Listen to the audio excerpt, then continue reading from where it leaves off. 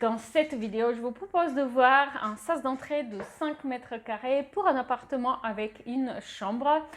Vous allez voir 12 options pour son aménagement. Avant de poursuivre, je vous rappelle simplement que dans l'espace membre, vous pouvez voir les références, vous pouvez trouver les liens du mobilier utilisé pour cet aménagement, tout comme télécharger un PDF avec les plans et vues en élévation de ce projet. Ok, donc on va voir ici deux options d'aménagement pour un sas d'entrée de 5 mètres carrés de forme rectangulaire.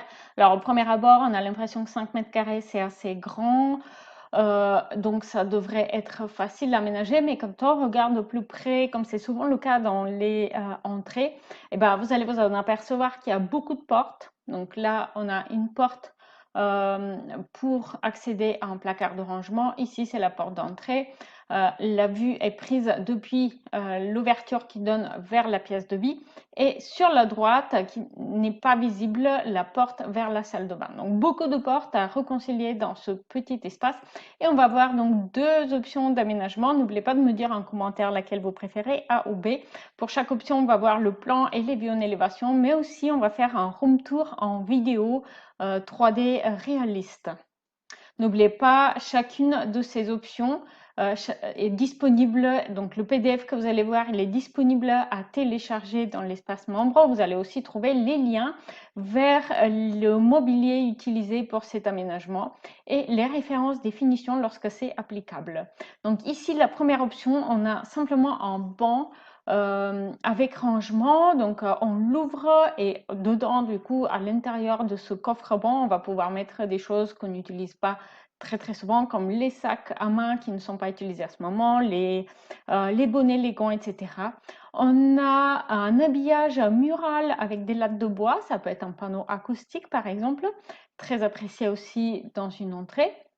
Un miroir et un meuble vertical à chaussures. Vous allez voir ici en vue en coupe très clairement cet aménagement. Donc l'habillage mural latte de bois avec un miroir ovoïde. Donc vous allez trouver toutes les références de mobilier, les liens shopping dans l'espace membre de mon site web. Le lien est en description. Le banc coffre de rangement, vous allez trouver où je l'ai déniché aussi dans l'espace membre, il y a le lien shopping. Et les meubles de rangement chaussures verticaux, gains de place qui peuvent se caser dans un espace vraiment pas très profond. On a aussi les vues en 3D, je ne vais pas m'attarder dessus pendant très longtemps parce que je préfère simplement vous laisser faire le room tour de la pièce en vidéo. Pour cette option A, une fois de plus, n'oubliez pas de me dire en commentaire A ou B quelle option vous préférez. Ça compte pour moi, c'est très important. N'oubliez pas de me dire en commentaire lequel des deux options que vous avez vues dans cette vidéo avez-vous préféré, A ou B. C'est intéressant pour moi. Donc voici l'option B qui est un petit peu plus atypique, un petit peu plus sur mesure. Donc vu en plan ici, on a deux meubles suspendus. Ce sont des meubles modulaires de rangement qui peuvent aussi être utilisés pour créer un meuble télé.